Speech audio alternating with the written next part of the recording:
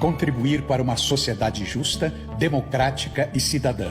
Este é o nosso propósito.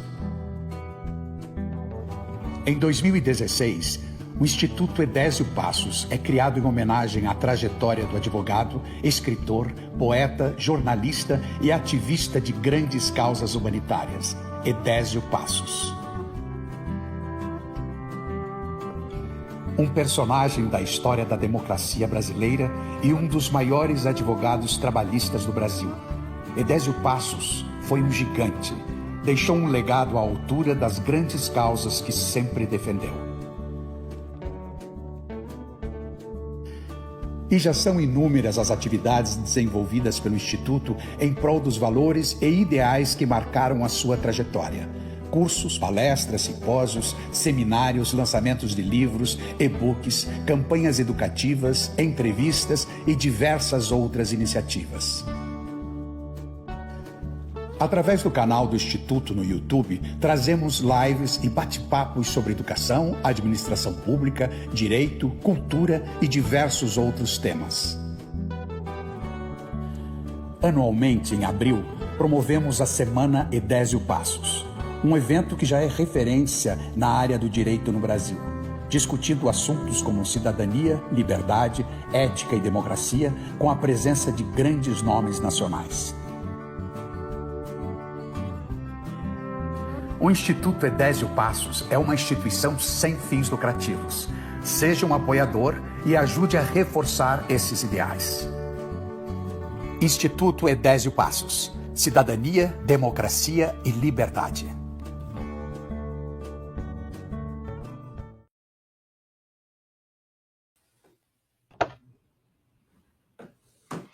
Boa noite a todos aqueles que nos acompanham pelas redes sociais do Instituto Edésio Passos. Esse é o programa Mundo do Trabalho em Debate comigo, Sandro Lunardi, do Instituto, professor da Universidade Federal e membro da Organização Internacional do Trabalho, além de um advogado militante na área trabalhista. Estamos aqui nesta noite recebendo o nosso querido colega, amigo, magistrado e grande estudioso do direito do trabalho e do sistema de justiça, doutor Ricardo Carvalho Fraga. Boa noite, Ricardo. Em que ponto do planeta Terra você se encontra, meu amigo? Boa noite, no sul do mundo, Porto Alegre, Rio Grande do Sul. Muito bem, Ricardo. Seja muito bem-vindo.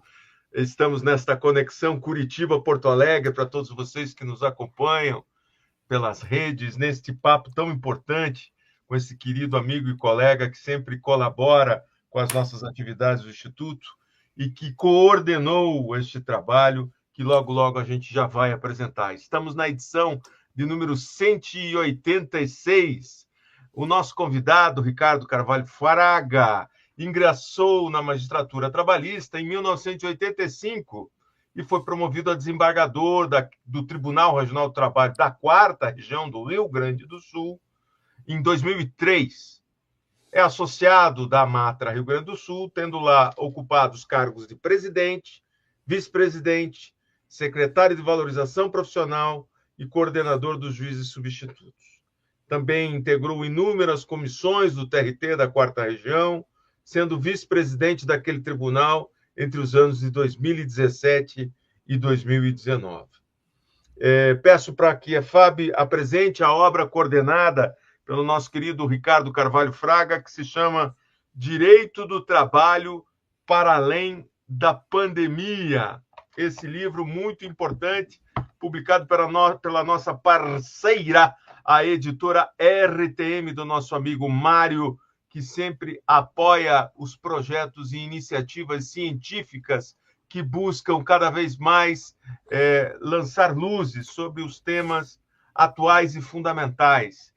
Creio que Ricardo, tendo liderado um conjunto de quase 2 dezenas de autores do Brasil e do exterior, apresenta inúmeros temas fundamentais para a reflexão, como bem diz o título, para além da pandemia, mas levando sempre em consideração esta efeméride que marcou, tatuou a história da humanidade, tendo estabelecido novos paradigmas de convivência e, por que não, de organização societal e, mais ainda, do trabalho. Para nós é uma alegria, doutor Ricardo, recebê-lo nessa noite, para que a gente deixe também fincado na história das nossas pegadas digitais que a pandemia efetivamente mudou muitas características e a organização do direito. Ricardo, seja muito bem-vindo, obrigado, boa noite. E conte para nós quais foram os... Antes até da gente falar do livro, eu tinha te prometido, eu queria que você fizesse uma introdução de como ser um gaúcho vivente destas terras que foram assoladas pela pandemia e depois, logo na sequência, né, por uma enchente que mobilizou todo o Brasil e que nos afetou na sensibilidade, nos afetou em todos os nossos valores humanitários e efetivamente mobilizou a solidariedade no Brasil. Eu queria que você nos contasse como isso tudo impactou o sistema de justiça e o próprio tribunal, a vida dos trabalhadores e a justiça aí no Rio Grande. Boa noite, seja bem-vindo, Ricardo. Boa noite, renovada a satisfação de estar aqui nesse canal com o advogado, professor e agora integrante da OIT, Sandro Nardi, uma satisfação estar aqui, e com o nome do Ideias de Passos, é uma satisfação muito grande. Nós tivemos, professor e ouvintes, a questão da pandemia, né, que é a questão mundial, que implicou uma reorganização de toda a sociedade no mundo, e quando nós estávamos nos recuperando aqui no estado, nós tivemos um repique que foi essa questão das chuvas, né, um evento de proporções menores, mas que aqui para o estado foi muito grave, né. Eu estimo que 1/4 da cidade, da capital, teve prejuízos, e no estado todo mais, acho que 1/3 do estado. Tem cidades pequenas, umas 2 ou 3, que deixaram de existir. Cidades pequenas, 2 ou 3, deixaram de existir. Um bairro grande na cidade ao lado de Porto Alegre, né, deixou de existir. Então, e foi um repique muito grave, porque é aquela situação, quando o machucado bate na ferida que não estava curada, parece que dói mais, não é? Porque reaviva a dor antiga. Então, essa experiência nossa das chuvas foi muito marcante aqui. E nós tivemos uma curiosidade muito grande, professor Sandro. Nós tivemos uma curiosidade muito grande, que nós recebemos solidariedade de todo o país, porque naquele momento era só o nosso estado que estava com dificuldade. E nós recebemos doações de alimentos, de roupas, em quantidade maior do que a nossa capacidade de distribuir. Né? Tem doações do resto do país que ficaram aqui, que a nossa capacidade de distribuir não alcançava distribuir. Enfim, foi um momento, né, bastante difícil. Esse livro nós estávamos com uma tratativa muito grande, avançada, com uma editora daqui, que deixou de existir. Aí nós fomos para essa beleza de editora, que é a RTM do Mário, de Belo Horizonte, né, acertamos na editora, e a nossa editora original gaúcha, ela existe agora, mas com um periódico muito menor. Então foi uma mudança muito grande. As chuvas no Rio Grande do Sul foi, né, é isso que eu digo, um evento de menores proporções, mas bateu onde a ferida não estava curada. Agora, Ricardo, diga para a gente por que você resolveu colher esse conjunto de artigos, né, que estão materializados nessa obra, com inúmeros pensadores, né, do Brasil, do exterior, o professor João Renan da Leal, de Portugal, o professor da Argentina também, o nosso querido professor Meton, lá do Piauí, ou seja, juntando pessoas do Brasil de norte a sul, Peter Messit, né, que é também de fora, Ney Maranhão, tantos outros aqui, colegas procuradores, magistrados, advogados. Como é que você... O que te motivou a construir esse livro, Ricardo? Veja só, professor Sandro, são 18 autores, né? Um primeiro tema é realmente a questão da pandemia, né? Porque nós percebemos na prática, né, que certos debates do direito têm que ser melhor realizados. Por exemplo, a questão da segurança, que é essencial para o direito, a segurança, a previsibilidade.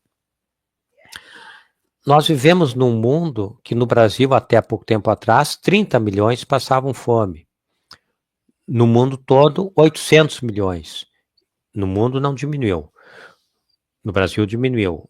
Mas no mundo, 800 milhões passam fome. Então, quando a gente fala no direito em segurança, em previsibilidade, não é aquela ideia, vai ficar tudo igual.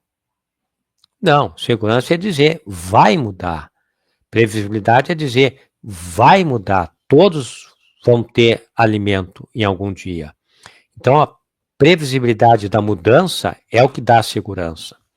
E aí tem uma expressão que parece que Michel Foucault já tinha utilizado, eu vi num texto aqui, está mencionado, mas que tem procuradores do centro do país que falam no ilegalismo. Tem certas leis que apontam para o ilegalismo. E, por exemplo, nessa questão da pandemia, eu já vou dar um relato em depoimento, Sandro. Quando eu estava lendo o texto do colega da Argentina, eu estava com dificuldade de entender. E eu leio em espanhol a gente, né? Ainda mais aqui no sul, eu já morei em cidade que era fronteira com o Uruguai. Então a gente lê espanhol todo dia, às vezes tem uma ou duas palavras que escapa a compreensão, mas eu leio espanhol normalmente. E eu estava com dificuldade de compreender o texto da Argentina. Aí parei de ler. Aí fui ler o texto do colega da Espanha. E aí ele diz, com todas as letras, deixa eu ver se eu acho a palavra aqui. Deixa eu ver se eu acho a palavra. O colega da Espanha diz que a primeira ideia é uma maior complexidade da regulação das questões da pandemia. É uma ficção legal que complexiza e dificulta a interpretação. A lei poderia ser mais precisa, na página 35, depois na 39.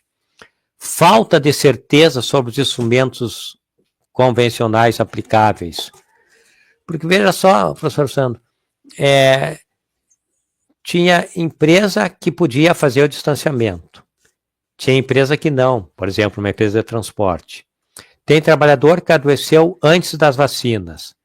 Tem trabalhador que adoeceu depois da vacina, porque não tinha vacina, o outro porque não queria se vacinar. Situações as mais diferentes possíveis. Então, realmente, era difícil a regulamentação, era difícil nós, profissionais do direito, entendermos. Aí tem o texto sobre os Estados Unidos, o colega juiz do Rio de Janeiro, o João Renda Leal, que mencionasse, que estudou nos Estados Unidos, aquela emissão de dólar que o presidente Biden fazia e mandava cheque para as pessoas, tem cheque que era enviado pelo correio que não chegou na pessoa. Quer dizer, uma total dificuldade dos estados nacionais terem políticas públicas. Aliás, as próprias organizações internacionais, né, tinham dificuldade de ter uma atuação. Então, é uma situação que né, nos coloca, profissionais do direito, diante de uma dificuldade enorme de entender e o próprio Estado de agir nessas questões de regulamentação desse momento, né? Brasil, 700 mil, nos Estados Unidos, 700 mil, que deixaram de estar conosco, né? Então, foi uma situação bastante difícil que nós vimos as fragilidades do Estado nacional, das organizações internacionais, e no nosso caso aqui, nesse segundo momento das chuvas, eu li 2 textos de professores de direito constitucional dizendo que era difícil a elaboração de política pública naquele momento, que a melhor solução eram os cheques individuais, os auxílios individuais, cada um fazendo proveito do auxílio emergencial. Veja só a dificuldade que nós estamos, e para que serve o direito, professor Sandro? Eu vou te dar o depoimento meu pessoal de como a pandemia chegou na minha atividade, né? A gente atende muitos sindicatos de trabalhadores, inclusive que tu citaste aí, de motoristas, né? O nosso desafio era construir modelos jurídicos, ou seja, acordos coletivos específicos, que era o que se demandava naquele momento, mas não se tinha muita certeza de quais eram as medidas preventivas mais adequadas. Então, para você ter uma ideia, no começo a gente chegou à ajuizar a ação civil pública pedindo a entrega de luva, de lã mesmo, para não havia uma carência da definição das categorias científicas adequadas para a melhor definição do meio ambiente adequado. Dá uma meia de pano, uma luva de pano mesmo para o sujeito não se contaminar, e ao longo e rapidamente, né, foram se defendendo os protocolos mais ajustados para as medidas preventivas, né, de máscara, aí de luva de plástico, com um produto mais adequado, enfim. Então, nós do direito estávamos absolutamente subordinados à orientação da ciência, da medicina, né? O que os profissionais de políticas públicas de saúde definiam. E você veja, né, o direito tem essa condição de ajuste, de adaptação, mas estava, né, para um pouco desassossego dos profissionais de direito, nós estávamos submetidos à ciência, às ciências médicas, os cientistas que definiam o nosso agir, não é isso, Ricardo? E nós tivemos que nos reinventar, professor. Eu fiz uma mediação que os trabalhadores estavam desconfiados que a empresa estava esvaziando o patrimônio. Era no auge da pandemia. Aí nós marcamos uma inspeção judicial ali em abril, maio do primeiro ano da pandemia. Aí marcamos uma inspeção virtual, inspeção judicial virtual. O advogado da empresa foi com o celular dele e passava o celular na frente das máquinas, equipamentos e mostrava, tá tudo aqui, nada foi retirado. E os trabalhadores que conheciam a fábrica, não, realmente está tudo aí. Então isso nos deu uma tranquilidade para negociar a questão coletiva ali por uma semana, 2, né, porque eles viram, mas tivemos que fazer inspeção judicial virtual naqueles dias de pandemia. Então nós tivemos que nos reinventar, né, mas isso é nós, o judiciário, o Estado como um todo teve dificuldade de ter políticas públicas naquele momento, né. Os sindicatos, eu acho que é um instrumento, né, que ajudou muito, até naquelas despedidas, aquelas garantias de emprego. Acho que os sindicatos tiveram um papel, tanto que no livro nós temos 3 textos de sindicatos, o seu, né, e mais o Meton e mais o Ney Maranhão. Sim. Ricardo, vamos registrar as presenças do pessoal que está interagindo conosco pela rede. Fábio, por favor.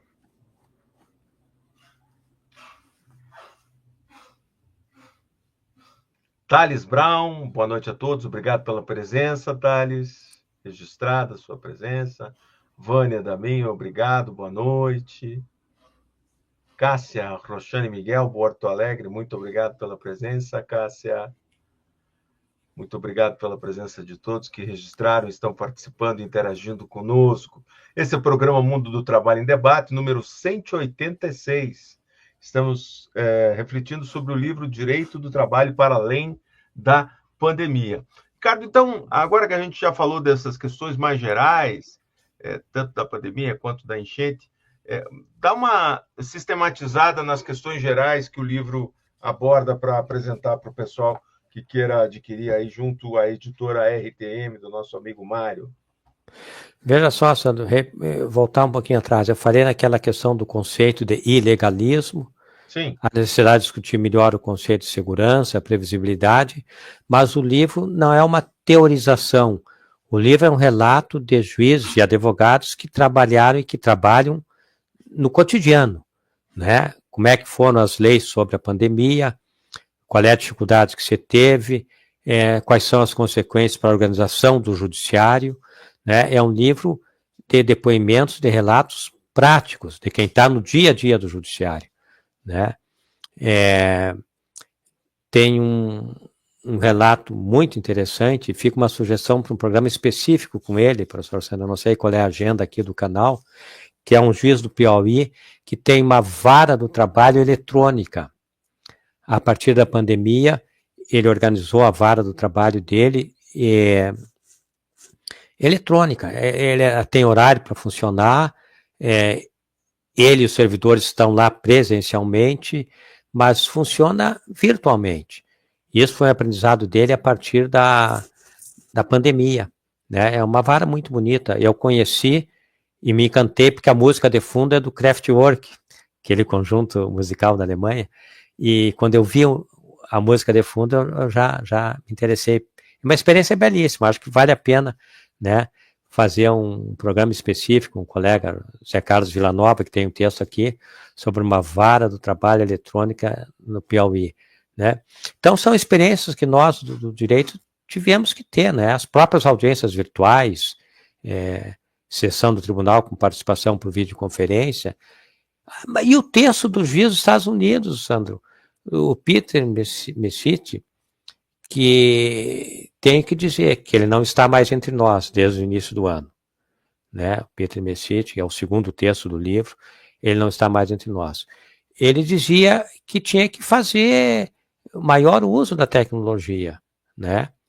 Ele é uma pessoa de idade mais avançada, e nós trouxemos ele numa abertura de sessão do tribunal, e eu perguntei se ele fazia audiência com máscara, né? Para uma pessoa da idade naquela época, né? Ele disse sim, com máscara, e não só que tapa o nariz com máscara, né? Era juiz, não só trabalhista, juiz do civil e do crime, né? Então não podia adiar audiência, tinha réu preso, tinha que fazer audiência, né? Então ele fez audiência ali em março, abril, né? Com máscara, e quando não era réu preso, fazia audiência virtual, né? E ó, aqui uma gata incomodando aqui, ó.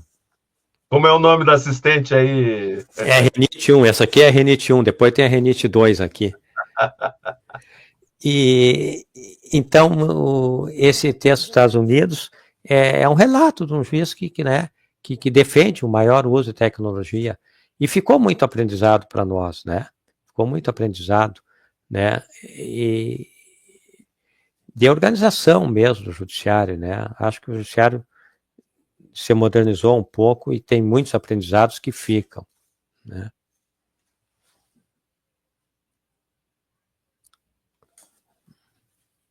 O áudio. Você ficou de nos contar um pouco sobre as questões gerais da obra. Como é que você classifica os textos?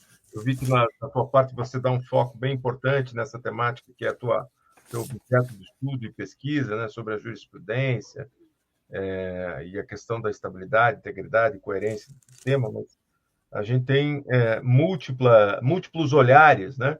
Claro que parte deles muito levando em consideração a Covid, e outros em aspectos jurídicos, processuais, de direito material, direito sindical, mas queria que você desse esse olhar mais amplificado sobre a obra, Ricardo. Eu acho que nós estamos num momento, Sandro, repito, o livro não é uma teorização, são relatos práticos, mas a gente percebe que nós estamos num momento muito difícil do direito, né? A fragilidade dos Estados nacionais, as instituições internacionais mais frágeis ainda, e nós, profissionais do direito, só com os aprendizados do direito não se consegue ir além. Nós precisamos cada vez mais das áreas afins. Eu, quando fiz faculdade, tive um semestre de economia, um semestre de sociologia, um semestre de filosofia, e por aí vai ficando. E nós precisamos de outras áreas. Por exemplo, no texto aqui, quando fala dos acidentes de trabalho, eu trouxe um texto do Freud, e aí transcrevi um parágrafo dele, muito bonito, que quando trata da questão coletiva, tem que todos cederem nos direitos individuais, e fala ali, transcrevo, havendo um sacrifício dos instintos individuais. E eu escrevi, achei bonito, havendo sacrifício dos direitos individuais. Aí eu fui ler de novo, coisa e tal. Não, mas não está certo, não existe sacrifício do direito individual. Aí fui ler textos outros do Freud, e autores que comentam, ele não fala, em outros momentos, em sacrifício dos instintos. Ele fala em renúncia parcial da satisfação dos instintos. Renúncia, quer dizer, tem uma vontade individual, é parcial e não renuncia ao instinto, ela renuncia à satisfação do instinto. Então, tem 3 diferenças aí. É uma renúncia, é parcial e renuncia à satisfação. Isso lá na psicanálise, o Freud. Ora, nós do direito, eu quando fiz faculdade, aprendi numa frase: direito coletivo sobrepõe individual, desaparece individual, ponto. Não é assim, não é assim. O Código de Defesa do Consumidor já disse que não é assim, o direito individual pode ser discutido ali, né? Então, nós não podemos mais ficar só com o direito. É psicanálise, é psicologia, é a neurociência, é economia, como sempre foi, é sociologia, é filosofia, né? Então, nós, profissionais de direito, temos tarefas, né, que não são pequenas, né? Você sabe que quando você menciona esta necessária e indispensável transdisciplinariedade no estudo de direito, mas como também na aplicação, eu sinto assim que no direito coletivo do trabalho a gente tem uma interface muito interessante, claro, entre a economia, entre o direito que regula, mas fundamentalmente na teoria do poder, né? Porque o fato de o empregador ter que fixar regras do seu mercado de trabalho, especificamente para um determinado segmento ou categoria, ou para o interior da empresa, no caso de um acordo coletivo, você, de algum modo, deve estabelecer um diálogo com um ator social que é estranho no sentido de que não está disputando, vamos admitir, uma empresa de pneumáticos. O sindicato não está disputando o mercado com ela e nem é fornecedor dela, mas tem como objeto defender a dignidade dos trabalhadores que lá estão. E isso, em última análise, eu acabo percebendo muito nas negociações coletivas, dependendo se o interlocutor da empresa ou do sindicato patronal não for um sujeito experimentado, que compreenda a dinâmica sindical, ele acaba jogando no lixo, às vezes, por vezes, um conteúdo de negociação coletiva absolutamente positivo, mas porque não tem tato ou sensibilidade de compreender que uma relação sindical não se trata só de economia, ela trata de relação de poder. E por isso é fundamental. E você nos dissídios, né? Vocês percebem. Eu participei de uma mediação coletiva que era empresa de transporte. E a empresa não pequena ou média, numa cidade média do interior, e não tinha condições de dar o reajuste. E os trabalhadores sabiam que a empresa não tinha condições. Sabia, não tinha dúvida que não podia dar. Mas tinha um descontentamento. Aí você fez uma proposta de encaminhamento que a empresa apresentava diariamente quanto que entrou de dinheiro, quanto que comprou de gasolina, quanto que comprou de pneu, quanto que gastou com isso, quanto que gastou com aquilo, e apresentava um relatório diário do funcionamento da empresa. E isso tem uma transparência muito grande, aí a negociação continuou por mais algumas semanas lá, e se arranjou uma ou outra maneira de resolver. Mas, enfim, o que estava em questão ali era a questão da transparência. Porque dizer que a empresa não podia dar o reajuste, os trabalhadores sabiam que não podia. Tá, mas e o que faz? Não, também mostra, queremos ver as contas, está melhorando, está piorando, né? E aí você fez a negociação durante, né, mais de uma semana. Então, são essas questões, tem que saber o que está acontecendo e ter uma sensibilidade, como você diz, para abrir espaços de negociações. Não é para se ficar só nisso. A empresa tem dinheiro, paga, não tem dinheiro, não paga, tá aí daí. Né? Tem que ter um debate. Exato. Agora, Ricardo, como é que você pode... a gente aqui falou de questões, né, dos sindicatos, do direito de trabalho para além da pandemia, né? Mas como é que você objetivamente consegue situar os aprendizados da pandemia para o direito processual e a organização do judiciário? Em primeiro lugar, essa questão visível, que é o maior uso da tecnologia. Segundo lugar, aí teria que buscar a filosofia, que não é a minha área de estudo. A concentração de poderes não tem contribuído, seja na esfera administrativa, seja na esfera jurisdicional propriamente dito. A concentração de poderes não tem contribuído. Essas padronizações da jurisprudência, que tem 3 textos aqui no livro sobre as padronizações da jurisprudência, tem que haver um debate amplo, né? Aquele professor do Rio de Janeiro, desembargador Alexandre Freitas Câmara, ele dá toda a importância para a atuação do amicus curiae, para debate mais amplo no momento de padronização das decisões, porque até para conhecer a matéria. Outro dia eu vi, não consegui verificar, acho que aqui no livro está mencionado, mas eu não consegui assistir, acompanhar. Me parece que o Tribunal de Justiça de Minas faz seminário antes da padronização da jurisprudência. Seminário. Não é um dia de sessão até cansar, e aí você vota quando cansou. É um seminário antes da padronização, até para conhecer aquilo que vai ser, né? Então, eu repito para você, a concentração de poderes não é benéfica, nem a nível administrativo e nem a nível jurisdicional. Isso, acredito que nos dias de pandemia foi ficando mais claro. Agora, você não crê que isso, num seminário que a gente acabou fazendo aqui no Estado, foi muito interessante, né? A desconfiança que havia por parte da advocacia na adoção das audiências telepresenciais, sobretudo as audiências de instrução. Você veja que a resistência inicial, que era dos advogados, ao longo do tempo vai se transportando para a magistratura. Muitos juízes se sentem inseguros em conduzir audiências processuais de instrução, particularmente, diante de eventuais fraudes processuais que já se notabilizaram nacionalmente, alguns até viraram meme, não é, Ricardo? Você veja esse jogo que é tão dinâmico do uso da tecnologia, não te parece?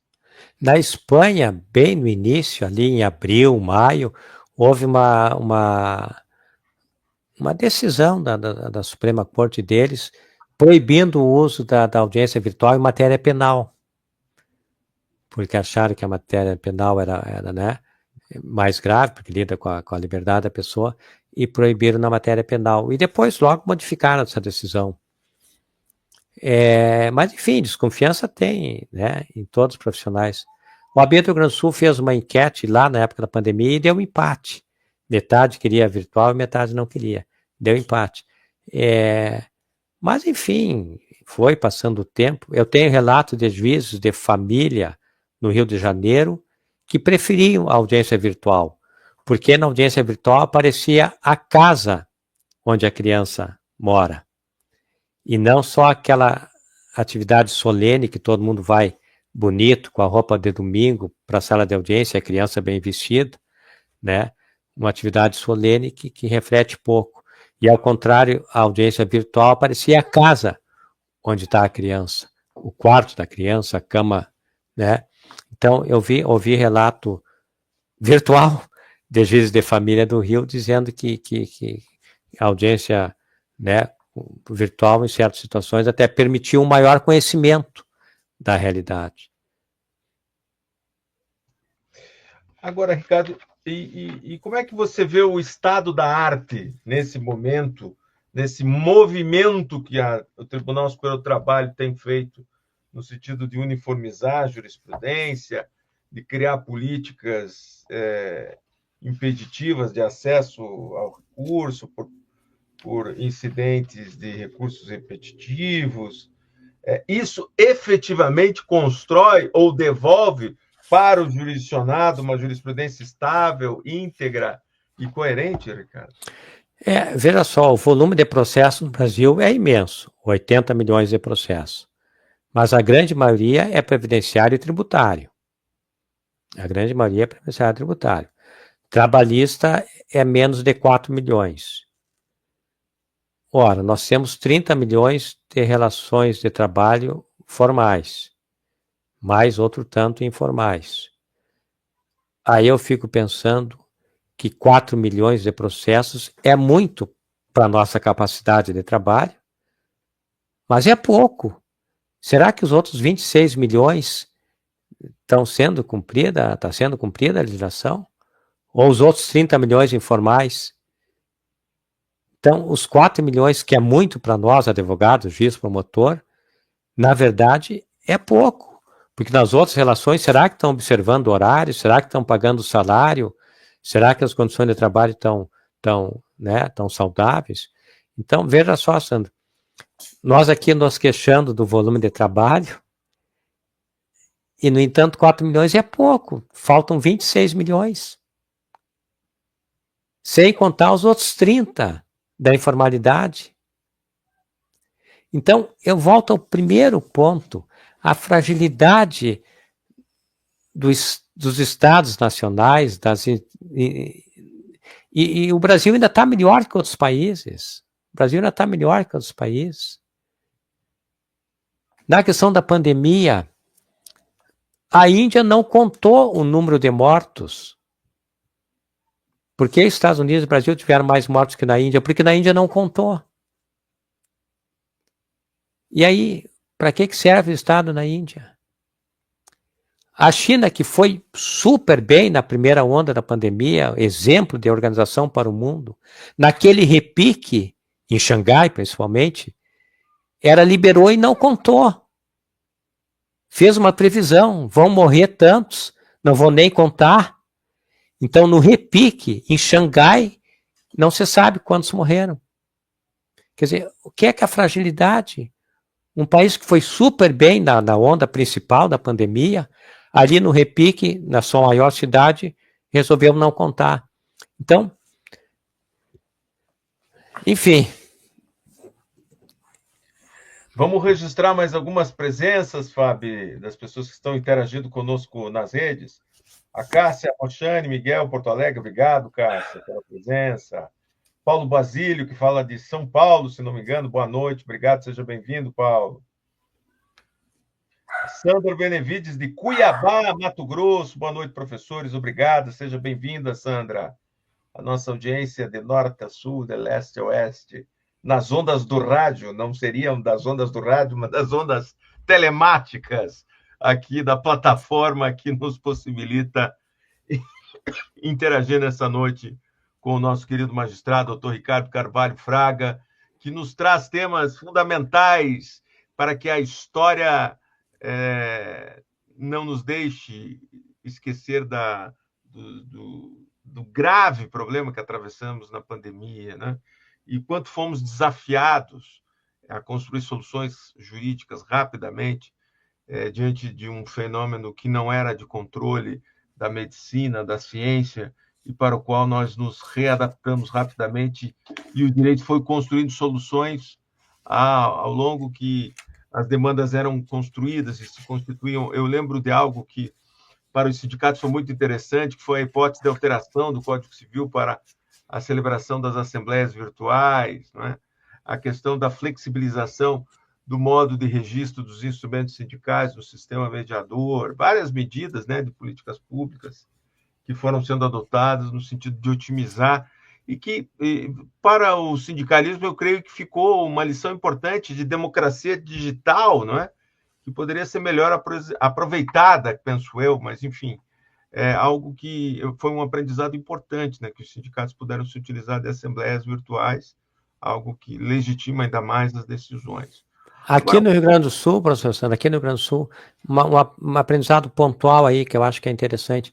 Quando se anula uma cláusula, antes se mandava publicar em jornais de grande circulação, e sindicatos pequenos, categorias pequenas, fragmentadas, a despesa com a publicação era maior do que o proveito econômico. Então, a nossa SDC, Seção de Direitos Coletivos aqui, modificou a publicação nos meios eletrônicos. Exato. Do sindicato e das empresas. Então, não se tem mais aquela divulgação em jornal de grande circulação, que era mais expressivo do que o ganho. Agora, Ricardo, para a gente ir migrando já para as reflexões finais, o que você acha que são os grandes desafios daqui para frente, diante de cenários absolutamente imprevisíveis ou não tão imprevisíveis, como foi a enchente, que inclusive inundou o espaço físico do tribunal, né? Como foi o pós, inclusive detonando, estragando equipamentos e materiais? Como é que foi a reestruturação e recuperação do tribunal, Ricardo? Nós tivemos na garagem do tribunal água pela cintura. Tem uma placa lá, a água teve na cintura. Nós tivemos uma semana e meia sem nenhum sistema funcionando. A Justiça Comum e a Justiça Federal ficam mais perto do rio do que o Tribunal do Trabalho. A Justiça Federal fica no lugar onde era rio antigamente. E a Justiça Estadual fica ali próximo, também mais perto do rio do que a Justiça do Trabalho. Então, uma semana e meia sem sistema. Eles eu acho que ficaram um pouquinho mais, 2 semanas, né? Enfim, não foi simples. Nós chegamos a cogitar que tivesse que ter centros de dados fora do Estado. Você cogitou os tribunais de Santa Catarina ou do centro do país, né? Para ter os dados fora do Estado. Né? Existem algumas iniciativas nesse sentido, né? De termos dados fora do Estado. Enfim, uma reorganização bastante grande. Muito bem. Ricardo, acho que o importante é a gente divulgar o livro. Peço que Fábio novamente coloque a capa. Direito do Trabalho para Além da Pandemia, uma edição coordenada pelo querido colega, amigo, magistrado Ricardo Carvalho Fraga. Eu tive a honra e a alegria de contribuir, sim, com um artigo para esta obra. A gente convida todos que comprem essa obra, porque é um registro histórico importantíssimo de como o direito reagiu à pandemia e quais são os desafios pós-pandêmicos, não é? E a dedicatória desse livro dedicamos para todas as vítimas da pandemia no Brasil e no mundo, a partir de março de 2020 e das chuvas do Rio Grande do Sul em maio de 2024. Esse é o registro da dedicatória desse livro, claro que subscrito por todos os demais coautores. Ricardo, eu não sei se você quer complementar algo sobre a obra. Volta e meia eu entro no livro e verifico os sites e os links, estão todos corretos e acessíveis. Tem um link que está equivocado, que não está mais acessível, que é aquele que menciona a música It's Assim, é um pecado, do Pet Shop Boys, mas essa música tem em vários sites, então esse link não está bem ali no livro, mas existem várias versões dessa música. Os outros links podem entrar que funcionam, volta e meia eu acesso e estão corretos os links mencionados todos no livro. Vamos só registrar mais algumas participações, Fábio, das pessoas que estão interagindo conosco. Luciana Stank, boa noite, seja bem-vinda, Luciana. Stephanie Ropa, a Justiça Federal ficou 3 semanas sem sistemas, olha aí. Eu não menciono os nomes, Sandro, porque eu não estou vendo o chat aqui. Que é no YouTube. Lá no YouTube. Então, tá. Também, isso. Todos aqui devidamente registrados. A gente não termina as lives com os nossos convidados, não sem antes a gente investigar o lado B do nosso convidado com o Pinga Fogo, que são perguntas e respostas nas quais este nosso convidado expõe algumas observações para além das ciências jurídicas, mostrando um pouco da sua subjetividade. E começo com a primeira, Ricardo, e te pergunto, do que gostava de brincar quando criança o pequeno Ricardo e em qual cidade, em qual ponto do planeta ele estava? Futebol, Porto Alegre, futebol. Depois diminuí porque eu usei óculos da adolescência em diante, mas aí diminuiu o gosto, a prática, mas acho que dá para dizer que é futebol e é em Porto Alegre. Muito bem, muito bem. Complete a frase, não me convide para... Seminário presencial. Eu já viajei, professor Sandro, antes da pandemia, já atravessei o país para falar 40 minutos. Agora, atravessar o nosso país para falar 40 minutos? Eu já fui várias vezes a São Paulo para assistir 2 aulas de 40 minutos. Eu fiquei mais tempo no saguão do aeroporto, na ida e na vinda, do que as 2 aulas que eu assisti de 40 minutos.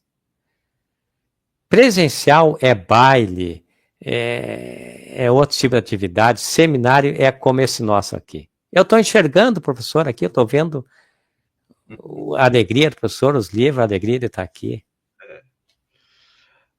Ricardo, o que te dá tristeza?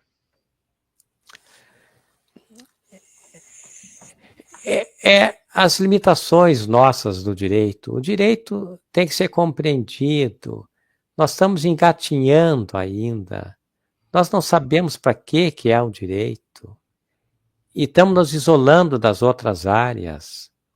Eu transcrevi um texto aqui que o Freud teria dito sacrifício dos instintos. Não, como é que vai explicar o instinto? E eu, quando escrevi, achei que estava escrevendo algo bonito. O Freud, em seguida, corrigiu isso. Então, nós, do direito, estamos muito limitados e isolados. Nós temos que ir para outras áreas. Por outro lado, o que te dá esperança? Quando nós vamos para outras áreas. Eu estou fazendo um curso na Fundação do Ministério Público aqui do Rio Grande do Sul para a questão das conciliações e neurociência. A neurociência tem aprendizados sensacionais, sensacionais. Nós obtivemos mais segurança com as emoções do que com a razão. Aprendi agora, esse mês aqui, na Fundação do Ministério Público aqui, a gente alcança a segurança com o manejo das emoções e não da razão. Olha, que aprendizado esse, hein? Que aprendizado. Que aprendizado. Ricardo, você já disse que te dá tristeza, que te dá esperança. Tem algum filme ou série que queira dar dica, ou um filme que marcou sua vida?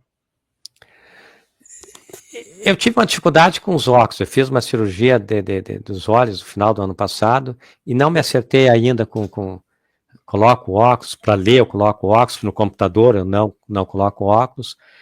Então, eu diminui bastante. Estou usando o meio virtual só para trabalhar mesmo e alguma distração e aulas. Mas o ano passado eu assisti com o filho Casa de Papel, aquele seriado espanhol. Sensacional. As músicas, sensacional. E o seriado com ação, sensacional. Casa de Papel. Muito bom. Recomendo, em espanhol, inclusive. Isso, exatamente. Muito bom, muito bom.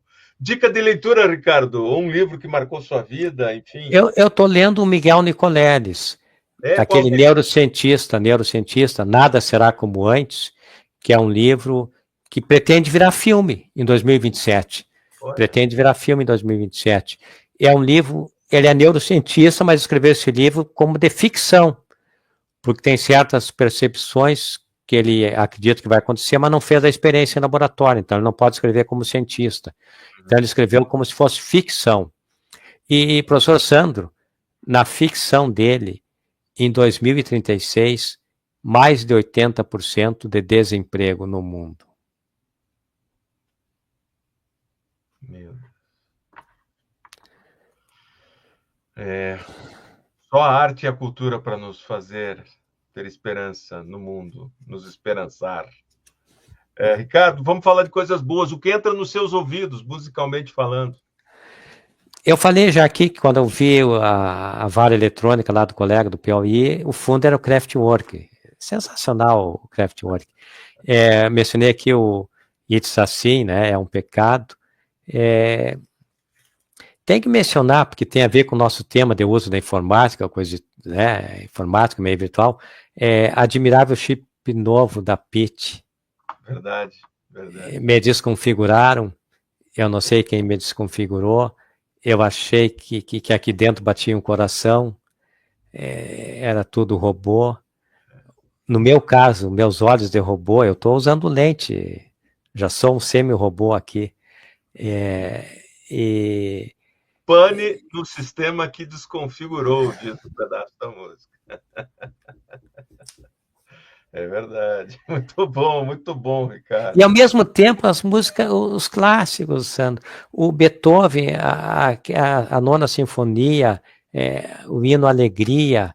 O Beethoven autorizou uma letra belíssima, que fala em Deus para ir para frente, uma figura que nos leva para frente. E a Europa pegou um trecho e fez o hino da Europa, em vez de Deus colocou a nação europeia é melhor que as outras. Então a letra lá, autorizada pelo Beethoven, em 1800, é mais avançada do que a letra feita pela Europa, agora aqui em 1900. Veja só.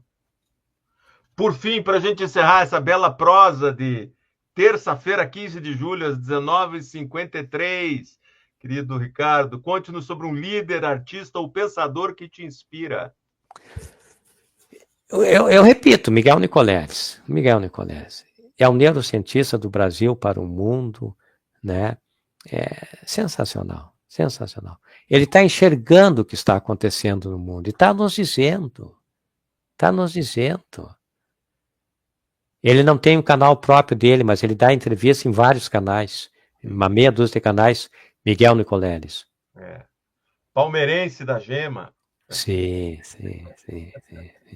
Ele, inclusive, queria desenvolver as tecnologias de integração de exoesqueleto no corpo dos jogadores para aprimorar o chute no futebol. Esse requinte. Bom, ele dá o chute inaugural da Copa de 2014, né? O robô que dá um menino no exoesqueleto, salvo engano.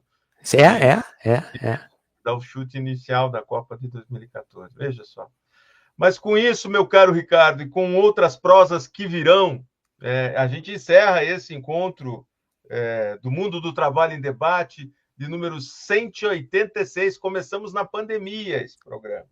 Mas estamos falando do direito do trabalho já olhando para além da pandemia, quem sabe uma parte olhando no retrovisor e a outra no para-brisas, né? Para que a gente reflita sobre aquilo que aconteceu e aprimore as instituições, Ricardo. E, professor Sandro, e quer ver como não pode ficar só no direito? Tem que ir para a área da matemática. Tem que consultar um amigo, um professor de matemática, para ver como é que a gente organiza um programa com 18 coautores. Nós vamos ter que fazer isso. É verdade. Meu caro Ricardo, muito obrigado pela sua generosidade, seu tempo, seu conhecimento e a possibilidade de compartilhar conosco não só a organização desse livro, mas seu olhar para o mundo, para o direito e para a cidadania. Muito obrigado, viu? Boa noite, satisfação. Obrigado a todos, nos encontramos na próxima quarta-feira com mais uma live tratando de temas incandescentes do mundo do trabalho. Obrigado e até a próxima.